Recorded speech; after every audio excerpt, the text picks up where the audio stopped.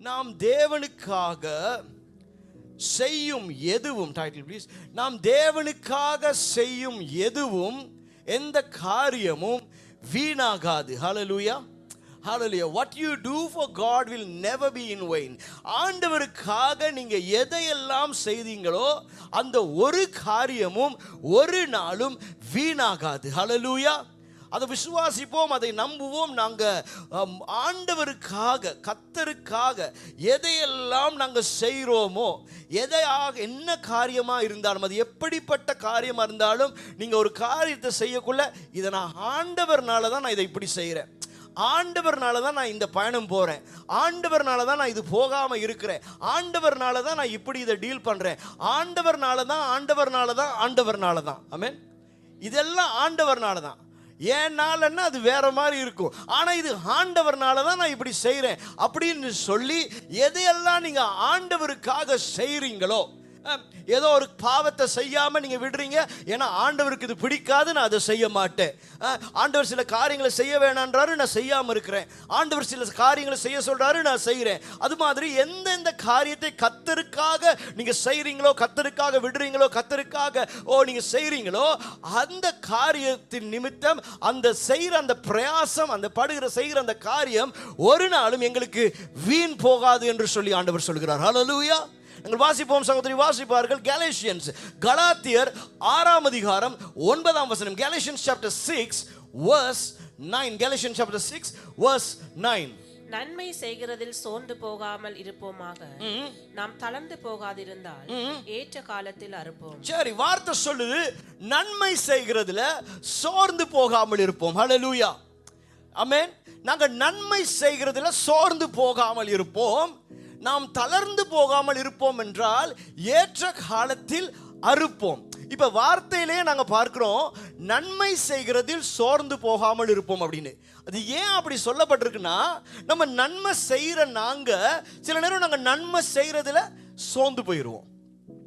ஏன்னா நம்ம நன்மை செய்வோம், நமக்கு கிடைக்கிற ரிசல்ட் அப்படி இல்லாட்டி நமக்கு கிடைக்கிற ஃபீட்பேக் அப்படி இல்லாட்டி நமக்கு கிடைக்கிற பதில் எப்படி இருக்கும்னு சொன்னால் ரொம்ப நம்மளை வேதனைப்படுத்துறதா இருக்கும், ரொம்ப கஷ்டப்படுத்துறதா இருக்கும், நம்மளுக்கு ரொம்ப மனதை வேதனைப்படுத்துகிறதா இருக்கும். அதனால நீங்க நன்மை செய்யறதை விட்டுறாதீங்க, நீங்க தொடர்ந்தும் தொடர்ந்தும் நன்மை செய்யுங்கன்னு சொல்லி கர்த்தர் விரும்புகிறார். ஹல்லேலூயா, ஹல்லேலூயா. சந்தோஷமா? ஹல்லேலூயா. நம்ம என்ன சொல்லுவோம்னா, நன்மை செஞ்சுட்டு எப்போ பார்த்தாலும் பாஸ்டர் கிடைக்கிறதெல்லாம் அவமானம், கிடைக்கிறதெல்லாம் கெட்ட பேர் அப்படின்னு சொல்லி நான் இப்போ நன்மை செய்கிறதே விட்டுட்டேன் பாஸ்டர், இப்படி தான் நாங்கள் சொல்லுவோம் தானே, இப்படி தான் சொல்லுவேன். சிலவங்களுக்கு இதை செஞ்சேன் பாஸ்டர், அதனால் எனக்கு கெட்டது தான் நடந்துச்சு, இவங்களுக்கு ஜாப் எடுத்து கொடுத்தேன் கெட்டது தான் நடந்துச்சு, இவங்களுக்கு அதை செஞ்சு கொடுத்தேன் கெட்டது தான் நடந்துச்சு, இவங்களுக்கு இதை செஞ்சு கொடுத்தேன் கெட்டது தான் நடந்துச்சு. ஆபத்தில் அவங்க என்ன நோக்கி பார்த்தாங்க பாஸ்டர், நான் அவங்களுக்கு உதவி செஞ்சேன் பாஸ்டர், கடைசி அது எனக்கு கெட்டது தான் நடந்துச்சு. இப்போ ஒரு பயலுக்கும் நான் ஃபோன் ஆன்சர் பண்ணுறேன், இவெல்லாம் யார் எனக்கு தெரியும், அதனால நான் பண்ணுறதை யாருக்குமே நன்மை பண்ணுறது இல்லை, நன்மை பண்ணுறது இல்லையே. ஆண்டவர் சொல்கிறாரு, நன்மை செய்கிறதுல நீங்கள் உங்களுக்குன்னு ஒரு தேரி வச்சு வாழாதீங்க. வார்த்தை சொல்லுது நன்மை செய்கிறதுல எப்படி இருக்கட்டும். அப்படின்னா என்னது? சோர்ந்து போகிற மாதிரி காரியம் வரும், ஆனால் நீங்கள் சோர்ந்து போவீங்க. ஆமென். நான் ஏமாற சொல்லலை, நான் ஏமாற சொல்லலை, ஆனால் நன்மையை செய்கிறத விட்டு விடாமல் வார்த்தை சொல்லுது, புறாவை போல கபடற்றவர்களாகவும் பாம்பை போல வினா உள்ளவர்களாகவும் இருங்க, ஞானமாக நடந்து கொள்ளுங்க, அது நல்ல விஷயம். ஆனால் நன்மை செய்கிற அந்த கேரக்டர்ல இருந்து நீங்கள் வெளியில் போயிடாதீங்க. ஏன்னு சொன்னால், நீங்கள் நன்மை செய்கிற நேரம் அவங்க உங்களுக்கு தீமை செய்தாலும் வார்த்தை என்ன சொல்லுதுன்னு சொன்னால், நீங்கள் ஏற்ற காலத்தில் அறுப்பீங்க. ஆமென், ஆமென். அதில் வார்த்தை, நல்ல வார்த்தை என்னன்னா, நீங்கள் தளர்ந்து போகாமல், அதாவது நீங்கள் அதை விட்டுறாம, நீங்கள் அதை ஸ்டாப் பண்ணிடாம. அடுத்து இன்னொரு விஷயம் இருக்கு, என்னன்னா, செஞ்சுட்டு நான் இப்படியெல்லாம் செஞ்சேன் பாருங்களேன், இவங்களுக்கு இப்படியெல்லாம் செஞ்சுட்டாங்க அப்படி சொன்னாலும் எல்லாம் போச்சு, அப்படி சொன்னாலும் எல்லாம் போச்சு. செஞ்சுட்டு அவங்க என்னதான் சொன்னாலும் பரவாயில்ல, நான் கர்த்தருக்காக செஞ்சேன். சில நேரம் சில நன்மைகளை நம்ம செஞ்சுட்டு நல்லா கிலோ கணக்கில் வாங்கி கட்டுவோம். சிலவங்களுக்கு சில காரியங்களை செஞ்சுட்டு அப்படிதான் இருக்கு சார், சில காரியங்கள் செஞ்சுட்டு போன கிழமை கூட பேசிட்டோம், அட நல்லது தானடா செஞ்சோம், நல்லதை செஞ்சா ஏன் நம்ம ஏதோ ஒரு நல்ல மனசில் ஒரு காரியத்தை செஞ்சா, நான் மட்டும் இல்லை நீங்களும் தான், எங்களை மட்டும் சொல்ல, எல்லாரும் அப்படி தான், இந்த இடத்துல எல்லாரும் அப்படி தான். ஏதோ நான் பேசிக்கிட்டேன்னா, நமக்கு லாஸ்ட் வீக் அப்படி நடந்துச்சு, ஒரு நல்ல சர்டிஃபிகேட் ஒன்று கிடைச்சி, அதனால தான் சொல்கிறேன். அது மாதிரி உங்களுக்கும் நிறைய கிடைச்சிருக்கும். சரியா? நன்மையாக ஏதாவது செய்வீங்க. அதுக்கு பிறகு அதுக்கு நமக்கு வந்து எப்படி அமையும்னு சொன்னால், பாருங்களேன் இவங்களுக்கு இப்படி செஞ்சாங்க அப்படின்னு சொல்லி அந்த நன்மை அது வந்து எப்படி தான் இப்படி யோசிக்கிறாங்கன்னே தெரியாத மாதிரி அப்படியெல்லாம் பேசுவாங்க. ஆனால் ஆண்டவர் சொல்கிறாரு, நீ சோர்ந்து போகாத ராசா, இவங்க இப்படின்னு நீ சோர்ந்து போயிடாத, அவங்களுக்கு போய் நன்மை செய். ஆமென். அவங்க அப்படின்னு நீ சோர்ந்து போயிடாத, இவங்களுக்கு போய் நன்மை செய். ஆமென். ஏன்னா நீ நன்மை செய்ய செய்ய செய்ய அதுக்குரிய ஆசீர்வாதத்தை நீங்கள் அறுப்பீங்க. ஹல்லேலூயா, ஹல்லேலூயா.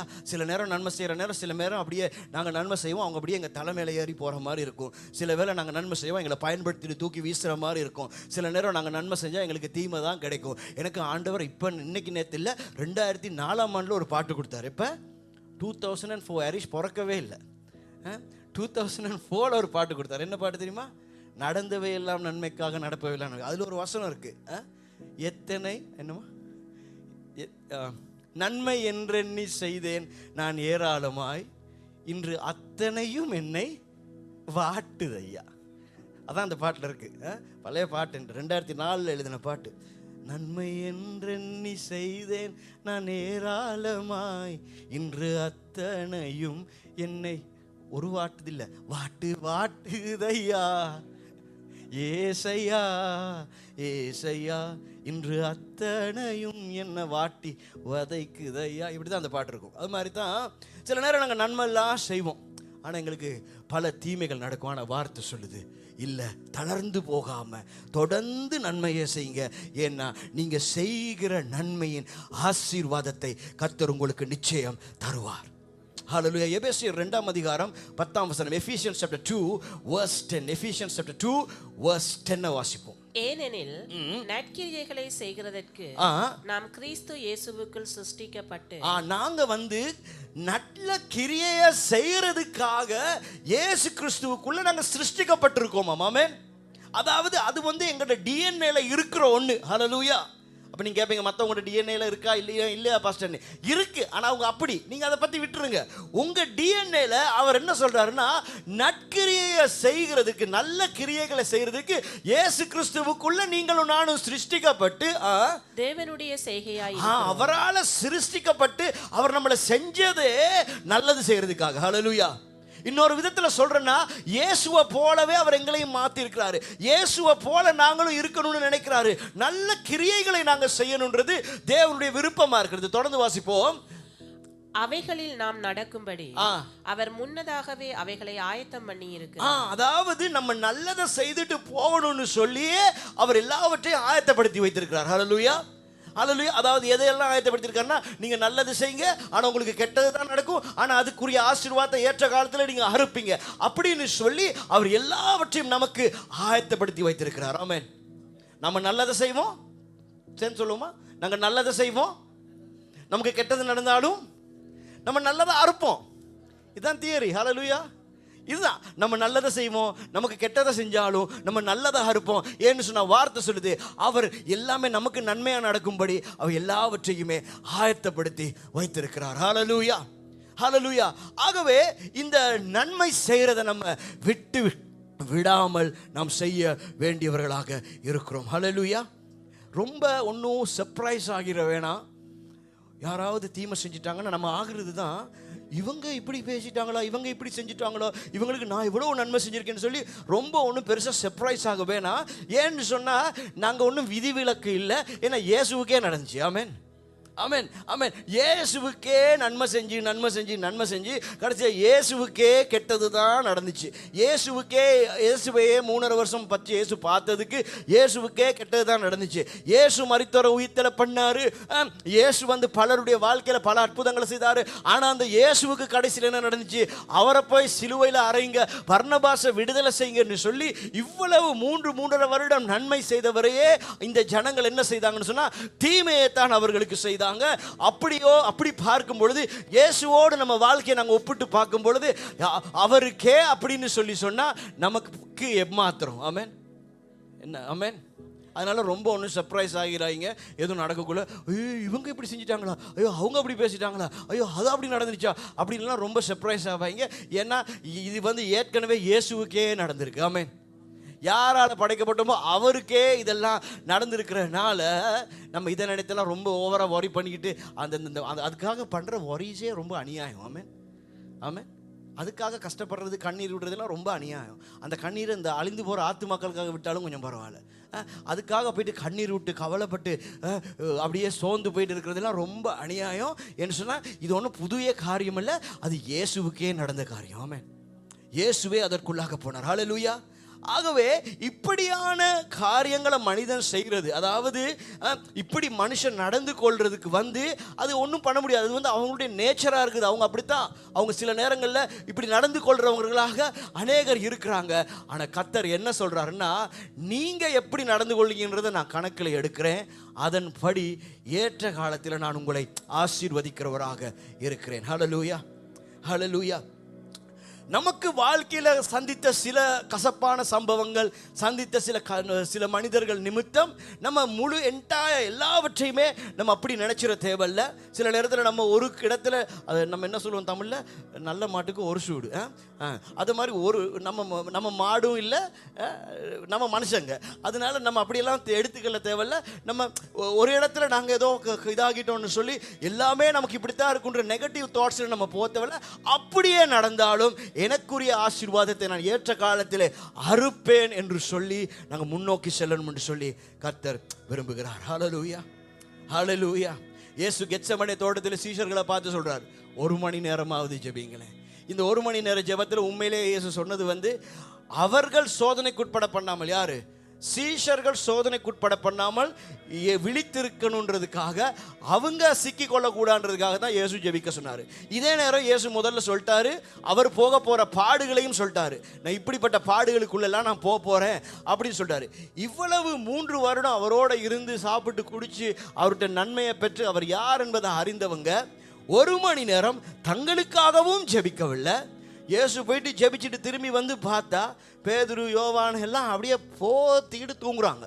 அப்படியே என்னை கொண்டே அடிக்க போகிறானுங்க, கொல்ல போகிறானுங்க, சிலுவையில் அறைய போகிறானுங்க. இதையாவது கொஞ்சம் நினச்சி கொஞ்சம் பரிந்து பேசி ஜெபிக்க வேணாமா? அதுவும் பண்ணல.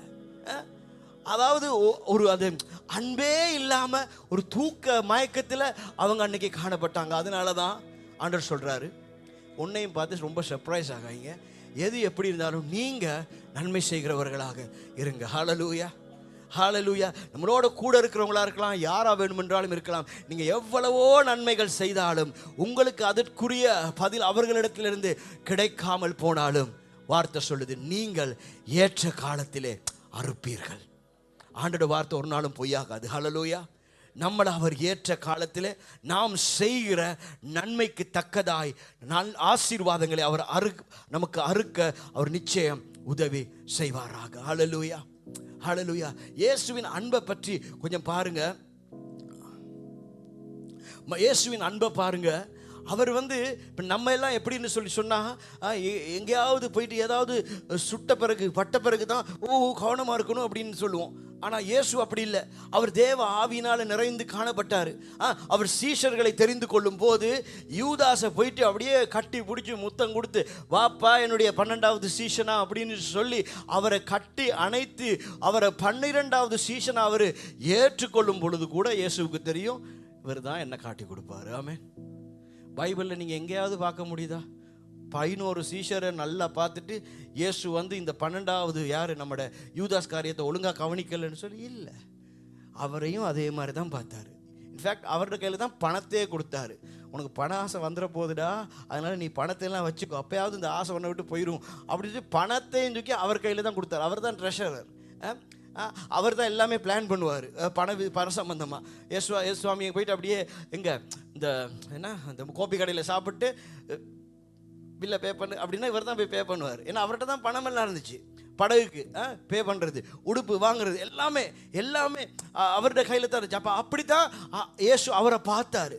அவருக்குள்ள ஒரு பலகீனம் இருக்குது. அந்த பலகீனம் இருக்குன்னு சொல்லி அவரை தள்ளல, அவரை ஒதுக்கல்ல, அவரை புறக்கணிக்கல. இயேசு அவர் மேலே அன்பாய்த்தான் இருந்தார். ஹல்லேலூயா இன்னைக்கு ஆண்டவர் இதைத்தான் நம்ம ஒவ்வொரு இடத்திலும் எதிர்பார்க்கிறார். ஹல்லேலூயா. பலவீனமானவங்களா இருக்கலாம். ஏன்னா நாங்கள் பலவான்கள் இல்லையே, நாங்களும் பலவீனமானவங்க. எங்கள் பலவீனத்தின் மத்தியில் அவர் எங்களை நேசிக்கிறாருன்னு சொல்லி சொன்னார். எங்கள் பலவீனத்தின் மத்தியிலும் அவர் எங்களை தேடி வர்றாருன்னு சொன்னார். நாங்கள் நல்லவங்களா இல்லாமல் இருக்கும் பொழுதும் அவருக்கு முடியுதுன்னு சொன்னால் எங்கள் மேலே வந்து அன்பு காட்ட அவர் சொல்கிறார், இதே அன்பை நீங்கள் மற்றவர்களுக்கும் காண்பிக்க வேண்டியவர்களாக இருக்கிறீங்க. ஹல்லேலூயா, ஹல்லேலூயா. இன்னொரு கொஞ்ச நேரத்தில், இன்னும் ஒரு சில மணி நேரங்களில் இந்த யூதாஸ் காரியோத்து என்னை காட்டி கொடுப்பான் என்று தெரிந்தும் இயேசு என்ன செய்தார் என்று சொல்லி பார்ப்போம். யோவான் 13ஆம் அதிகாரம், John chapter 13 verse 1 to 5. John chapter 13 verse 1 to 5. இன்னொரு சில மணி நேரங்களில் இவங்க எல்லாம் இவர் என்ன காட்டி கொடுக்க போறாரு, இவங்க எல்லாம் என்னை விட்டுட்டு ஓட போறாங்கன்னு தெரிந்தும் இயேசு செய்த காரியத்தை பார்ப்போம். பஸ்கா பண்டிகைக்கு முன்னே இயேசு இவ்வுலகத்தை விட்டு பிதாவினிடத்திற்கு போகும்படியான தம்முடைய வேளை வந்ததென்று அறிந்து தாம் இவ்வுலகத்தில் இருக்கிற தம்முடையவர்களிடத்தில் அன்பு வைத்தபடியே முடிவு பரியந்தமும் அவர்களிடத்தில் அன்பு வைத்தார். பாருங்க, முடிவு பரியந்தமும். ஆமென். எப்படி அன்பு வச்சாரோ ஆரம்பத்தில், அதே மாதிரி டில் தி எண்ட், கடைசி மட்டும், முடிவு பரியந்தம், சிலுவை மரண பரியந்தம் அவர் அதே மாதிரி அன்பு காட்டினார். Okay, next verse. சீமானின் குமாரனாகிய யூதாஸ் கரியோத்து அவரை காட்டி கொடுக்கும்படி பிசாசானவன் அவன் இருதயத்தை தூண்டின பின்பு அவர்கள் போஜனம் பண்ணி கொண்டிருக்கையில் தம்முடைய கையில் பிதா எல்லாவற்றையும் ஒப்பு கொடுத்தார் என்பதையும் தாம் தேவனிடத்தில் இருந்து வந்ததையும் தேவனிடத்திற்கு போகிறதையும் இயேசு அறிந்து போஜனத்தை விட்டெழுந்து வஸ்திரங்களை கலட்டி வைத்து ஒரு சீலையை எடுத்து அறையிலே கட்டிக்கொண்டு பின்பு பாத்திரத்திலே தண்ணீர் வார்த்து சீசருடைய கால்களை கழுவும் தாம் கட்டி கொண்டிருந்த சீலையினாலே துடைக்கவும் தொடங்கினார். காட்டி கொடுக்க போறாங்க அப்படின்னு சொல்லி இயேசு விடல. இவங்க எல்லாம் என்னை விட்டுட்டு ஓட போறாங்க அப்படின்னு சொல்லி இயேசு விடல. அவர் அவங்க மேல கடைசி மட்டும் அன்பாகவே இருந்தார். ஆமென். நம்மளாவது பட்ட பிறகுதான் நமக்கு புத்தி தெரியும்னு சொல்லுவோம். ஆனால் அவருக்கு ஏற்கனவே தெரியும். ஆனால் அவருக்கு ஏற்கனவே தெரிந்தும் அவர் அப்பையும் அன்பு காட்டினார். ஹல்லேலூயா.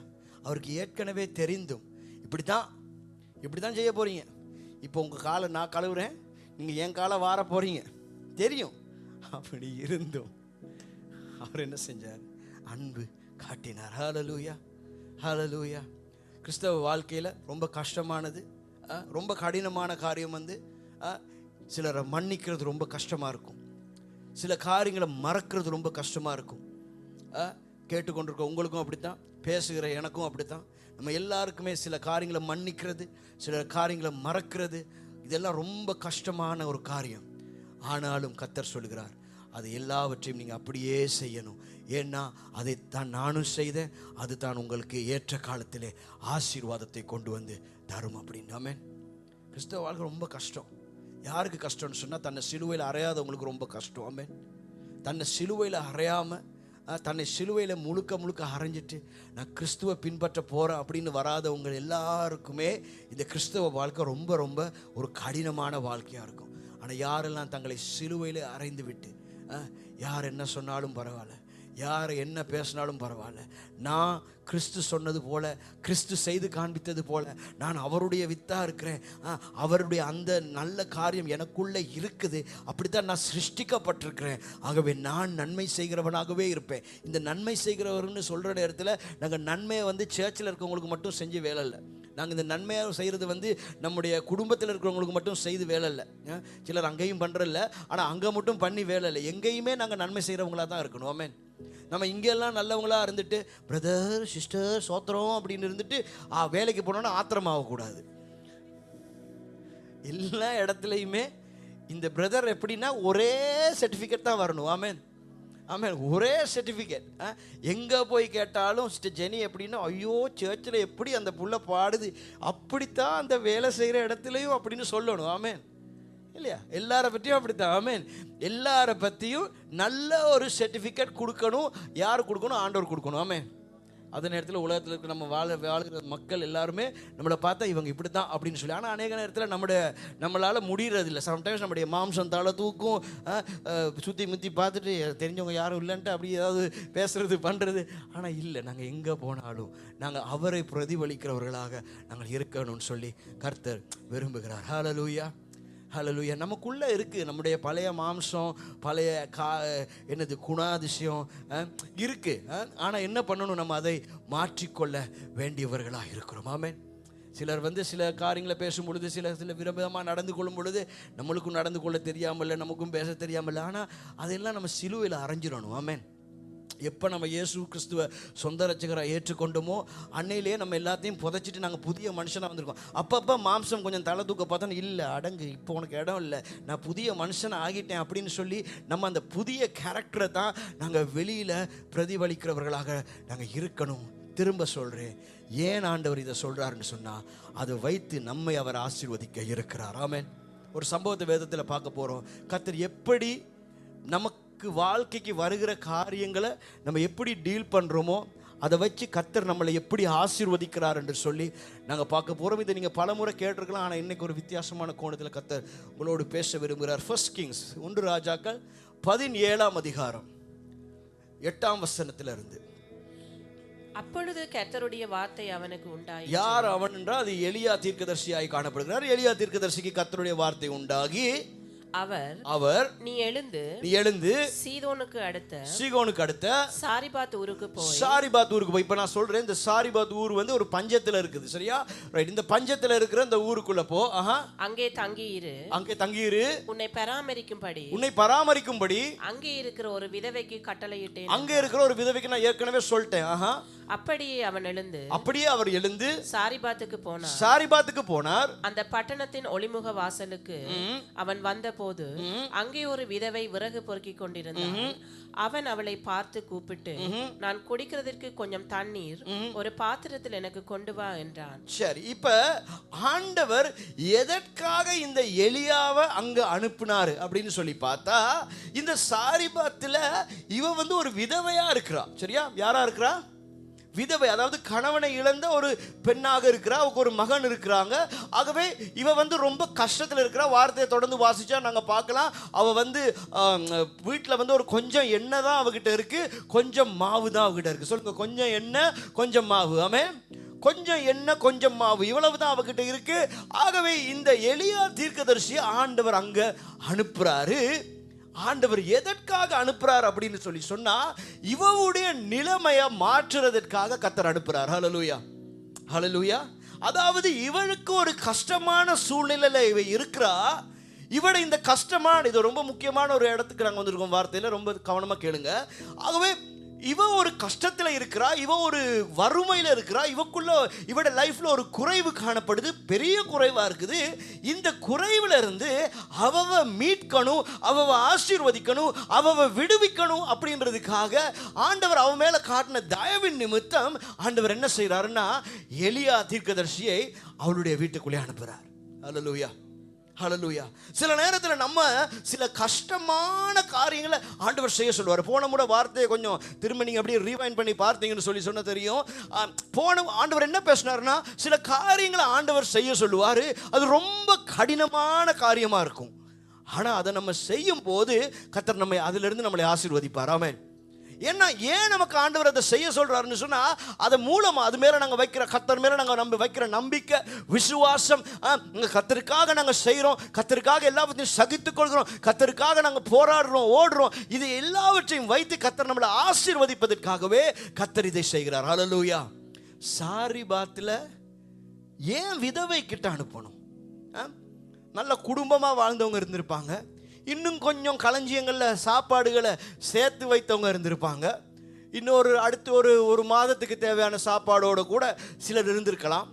அவர்கள் வீட்டுக்கு அனுப்பாம தேவன் எதற்கு எலியாவை விதவையின் வீட்டுக்கு அனுப்பினார்னு சொன்னா, ஆண்டவருக்கு ஒரு காரியம் அந்த விதவையின் வீட்டில் செய்ய வேண்டியதாக இருந்துச்சு. அது என்னன்னா, அந்த விதவையுடைய சிறையிருப்பிலிருந்து அந்த விதவையை வெளியே கொண்டு வரணும், அந்த விதவை ஆசீர்வதிக்கப்படணும் என்பது தேவனுடைய திட்டமா இருந்தது. ஹல்லேலூயா. ஆகவே எலியா தீர்க்கதரிசி அங்க போறாரு. அப்ப இவ போயிட்டு விறகு பொறுக்கி கொண்டிருக்கிறா.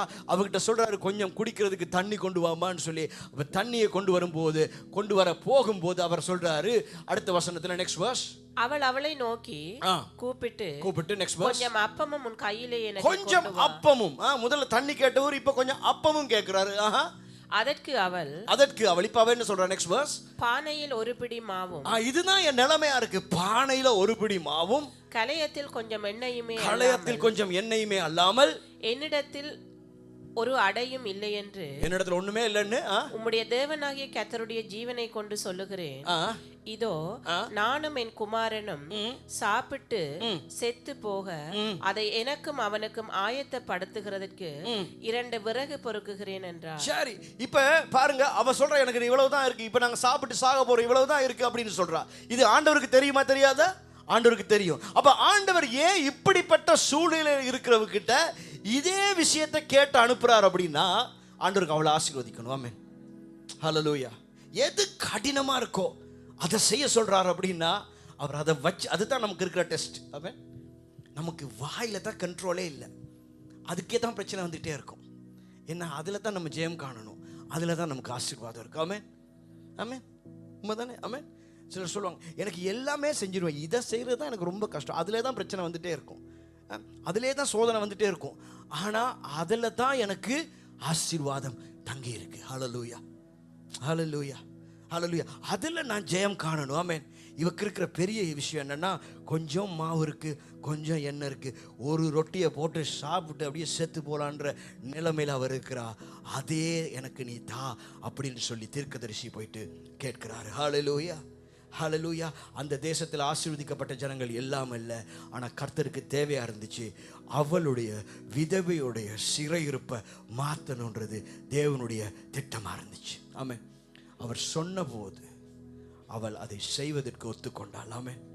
அவள் சரியில்லை, அவள் முடியாதுன்னு சொல்லலை, அவள் ஒத்துக்கொண்டா. நன்மை செய்கிறதுல, இன்னொருத்த தனக்கு இல்லாத நேரத்திலும் இன்னும் ஒருவரை போஷிக்கிறதுல, தேவ ஊழியக்காரனை போஷிக்கிறதுல, தேவன்னு வந்திருக்கிறவரை போஷிக்கிறதுல, தனக்கு இப்போ இதை கொடுக்கறதுனால தனக்கிட்ட ஒன்றுமே இல்லாமல் போக போகுது அப்படின்ற நிலைமையில தான் இருந்தாலும் அதை அந்த மற்றவருக்கு கொடுக்கணுன்ற அந்த இருதயத்தை கடவுள் அவளுக்கு கொடுத்தால்.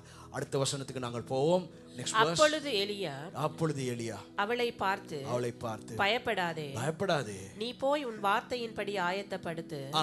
ஆனாலும் முதல் அதிலே எனக்கு ஒரு சிறிய அடையை பண்ணி என்னிடத்தில் கொண்டு வா, பின்பு உனக்கும் உன் குமாரனுக்கும் பண்ணலாம். முதல்ல இருக்கிற மாவுல எனக்கு ஒரு சின்னதா ஒரு ரொட்டி, பொல் ரொட்டி மாதிரி ஒன்று செஞ்சு கொண்டு வா. பெரிய ரொட்டியெல்லாம் வேணாம், நான் கேட்கல, ஒரு சின்ன பொல் ரொட்டி தான் கேட்குறேன். ஒரு தேங்காய் ரொட்டி, பொல் ரொட்டி, சம்பல் இல்லாட்டியும் பரவாயில்ல, அது கொண்டு வா முதல்ல எனக்கு. இந்த பொல் ரொட்டி தான் உன் லைஃபையே மாற்ற போகுது. ஹல்லேலூயா. ஒரு பொல் ரொட்டி. ஆமென். இந்த ஒரு தேங்காய் ரொட்டி, நீங்கள் வேற, ஒரு தேங்காய் ரொட்டி ஒரு கட்டை சம்பல்னா உன் லைஃபையே மாற்ற போகுது, கொண்டு வா அப்படின்னு சொல்லி அவள் கீழ்ப்படிந்து அதை கொண்டு வந்த போது, நெக்ஸ்ட் வர்ஸ், கர்த்தர் தேசத்தின் மேல் மழையை கட்டளையிடும் நாள் மட்டும், மழை திரும்ப எப்ப அந்த தேசத்துல வந்துச்சோ அந்த நாள் மட்டும் பானையின் மா செலவழிந்து போவது. அது பல வருடமாச்சு, ஆனா அது மட்டும் பானையில மாவு குறையவும் இல்லை, கலசத்தின் எண்ணெய் குறைந்து போவதும் இல்லை. அப்ப எந்த நாளும் வீட்டுல என்னது, ரொட்டி, அப்புறம் வேற என்ன செய்யலாம், புட்டு, இதுதான் சாப்பாடு. சரியா, இதே செஞ்சுட்டு சாப்பிட்டே இருந்திருக்காங்க என்று இஸ்ரவேலின் தேவனாகிய கர்த்தர் சொல்லுகிறார். அதே போல அவளுடைய வீட்டில் எந்த குறைவும் இல்லாமல் அவள் ஆசீர்வதிக்கப்பட்டிருந்தாள். ஹல்லேலூயா, ஹல்லேலூயா. தனக்கு கஷ்டமா இருந்துச்சு, ஆனாலும் கர்த்தருடைய தாசன் கேட்கிறாரே அப்படின்னு சொல்லி அவ நன்மை செய்யறதில் அவள் சோர்ந்து போகாமல் அவள் அதை செய்தாள். அதன் பிறகு அடுத்த வசனம் verse 15, அவள் போய் எலியாவின் சொற்படி செய்தாள். அவளும் இவனும் அவள் வீட்டாரும் அநேக நாள் சாப்பிட்டார்கள். கர்த்தர் எலியாவை கொண்டு சொன்ன வார்த்தையின் படியே பானையிலே மா செலவழிந்து போகவும் இல்லை, கலசத்தின் எண்ணெய் குறைந்து போகவும் இல்லை. ஒரு நாளும் அது குறைந்து போகவே இல்லை. ஹல்லேலூயா. அவள் எந்த வாழ்க்கையில் எந்த குறைவோடு இருந்தாலும் அந்த குறைவே தான் அவளுக்கு, அந்த இடமே தான் அவளுக்கு டெஸ்ட்டாக இருந்துச்சு, பரீட்சையாக இருந்துச்சு. ஆனால் அவள் அதில் நல்ல காரியத்தை செய்ததுனால, நன்மையை அவள் செய்ததினால குறைவின்றி ஆசீர்வதிக்கப்பட்டாள் என்று சொல்லி நாங்கள் பார்க்குறோம். ஆமென். கர்த்தர் நமக்கு ஒரு காரியத்தை செய்ய சொன்னார். இந்த காலையில் கர்த்தர் நமக்கு சொல்லுகிற ஒரே காரியம் என்னது, நன்மை செய்கிறதுல சோர்ந்து போகாமல் இருங்க. ஆமென். நீங்கள் நன்மை செய்கிறதுல சோர்ந்து போகாமல் இருங்க. என்ன உங்களை சுற்றி என்ன நடந்தாலும் பரவாயில்ல, எப்படிப்பட்ட அவதூறான பேச்சுக்கள் இருந்தாலும் பரவாயில்ல, உங்களுக்கு இல்லாமலே இருக்கலாம், எப்படி இருந்தாலும் பரவாயில்ல, நீங்கள் நன்மை செய்கிறதுல சோர்ந்து போகாமல் செய்து கொண்டே இருங்க. ஏற்ற காலத்தில் உங்களுக்கு கர்த்தர் அதுக்குரிய அறுவடையை தருவார். ஹல்லேலூயா, ஹல்லேலூயா. உங்களோட ஓன் கால்குலேஷன் எல்லாம் போடாதீங்க. கர்த்தருக்கு முன்பதாக நன்மை செய்கிறவர்களாக எப்பொழுதும் இருங்க. ஹல்லேலூயா, ஹல்லேலூயா. கர்த்தர் நமக்கு ஒரு பெரிய ஆசீர்வாதத்தை அதிலே மறைத்து வைத்திருக்கிறார். நம் நன்மையை செய்யும் பொழுது அவர் அதை எங்களுக்காய் ரிலீஸ் பண்ணுகிறவராக இருக்கிறார். ஹல்லேலூயா, ஹல்லேலூயா. பாருங்க, ஒரு சம்பவத்தை சொல்லி நான் முடிக்கிறேன். சாது சுந்தர் சிங்னு சொல்லி ஒரு தேவ ஊழியக்காரர் இருந்தார் அந்த காலத்தில். அவருக்கு ஆண்டவர், எனக்கு அந்த இடம் ஞாபகம் இல்லை, எப்படியோ அவருக்கு ஆண்டவர் ஒரு இடத்துல போயிட்டு ஆண்டவரை பற்றி சொல்லும்படியாக சொல்கிறாரு. அப்போ இவர் சொல்கிறாரு, ஆண்டவரே இந்த இடம் ரொம்ப அந்த பயங்கரமான ஆக்கள் இருக்கிற பக்கமே, சரி நான் போகிறேன், நீ சொல்கிறீரே அப்படின்னு சொல்லிட்டு இவர் போய் அந்த இடத்துல ஊழியம் செய்ய போன போது என்ன நடந்துச்சு, அங்கே இருக்கிறவங்க எல்லாரும் சேர்ந்து அவரை அடின்னு அடித்து அவரை ரொம்ப துன்புறுத்திட்டு போயிட்டாங்களாம். இப்போ இது முடிஞ்சு. இப்போ அதுக்கு பிறகு இன்னொரு குரூப் என்ன பண்ணுதான், இவரை கொல்லணும் அப்படின்னு சொல்லி அடுத்த நாள் என்ன செய்கிறாங்களாம், ஒரு சேனையாக எல்லாரும் வாராங்களாம். வந்துட்டு பார்த்துட்டு திரும்ப போயிட்டாங்களாம். வந்து பார்த்துட்டு அவர் ஒன்றும் செய்ய முடியலன்னு திரும்ப போயிட்டாங்களாம். அடுத்த நாள் வந்து சொன்னாங்களாம், நாங்கள் நேற்று வந்தோம், உங்களை அடித்து கொல்லணுன்ட்டே தான் திரும்ப வந்தோம். ஆனால் வந்த நேரம் உங்களை நெருங்க முடியாதபடி பெரிய பெரிய தூதர்கள் நின்று கொண்டிருந்தாங்க. சரியா, பெரிய பெரிய தூதர்கள் நின்று கொண்டிருந்தாங்க. அவங்கெல்லாம் யார் அப்படின்னு கேட்டாங்களாம். சொல்கிறா, அதுதான் தேவனுடைய தூதர்கள் அப்படின்னு சொல்லி. அதை கேட்ட உடனே அந்த கிராமமே அப்படியே முழங்கால் படிட்டு, ஐயோ அந்த ஆண்டவர் எங்களுக்கு வேணும், இவ்வளவு பெரிய ஒரு வல்லமை உள்ள ஆண்டவரை பற்றியா நீங்கள் எங்களுக்கு சொல்ல வந்தீங்கன்னு சொல்லி அவங்க எல்லாரும் தங்கள் வாழ்க்கையை அப்படியே ஆண்டவருக்கு அர்ப்பணித்தாங்க. ஆமென். சில நேரம் இப்போ நம்ம யோசிச்சா, ஏன் இந்த இவரை இப்படியான ஒரு இடத்துக்கு அனுப்புனார், ஏன் இப்படியெல்லாம் இவர் அடி வாங்கணும் அப்படின்னு சொல்லி சொன்னால், அந்த பட்டணத்து ஜனங்கள் ரட்சிக்கப்படணும்னால தான் கர்த்தர் இவரை அந்த பாதைக்குள்ளே அனுப்புனார். ஆமென், ஆமென். இவர் அந்த பாதைக்குள்ளே போனார், அதுதான் அந்த ஜனங்களை ரட்சிப்புக்குள்ளே கொண்டு வருவதற்கு முடியுமாய் அமைந்துச்சு. ஆமென். இன்றைக்கி நமக்கு சில தீமைகள் நடக்கும். அந்த தீமைகள் நடக்கிற போது நாம் எப்படி நம்ம அன்பை பிரதிபலிக்கிறோம், நாம் எப்படி நடந்து கொள்கிறோன்றது வார்த்தையில் முதல்ல பார்த்த மாதிரி எங்களுக்கு அது ஆசீர்வாதமாக இருக்கிறது போலவே மற்றவங்களும் வாழ்க்கை மாறுறதுக்கு அது ஒரு காரணமாக இருக்கும். ஆமென். எவ்வளவு தான் தீமை செஞ்சாலும் இவங்க எங்களுக்கு நன்மை தானே செய்கிறாங்க, எவ்வளவு தான் நாங்கள் இவங்களுக்கு கெடுதல் செஞ்சாலும் இவங்க எங்களுக்கு ஒரு நாளும் கெடுதல் செய்கிறாங்களே அப்படின்னு சொல்லி பலருடைய வாழ்க்கை மாறுறதுக்கும் அது ஒரு காரணமாய் அமையும். அதே நேரத்தில் நாம் செய்த நன்மைகளுக்கு ஏற்ற தக்க பலனை அது நமக்கு கொண்டு வந்து தருகிறதாயும் இருக்கும். ஆமென்.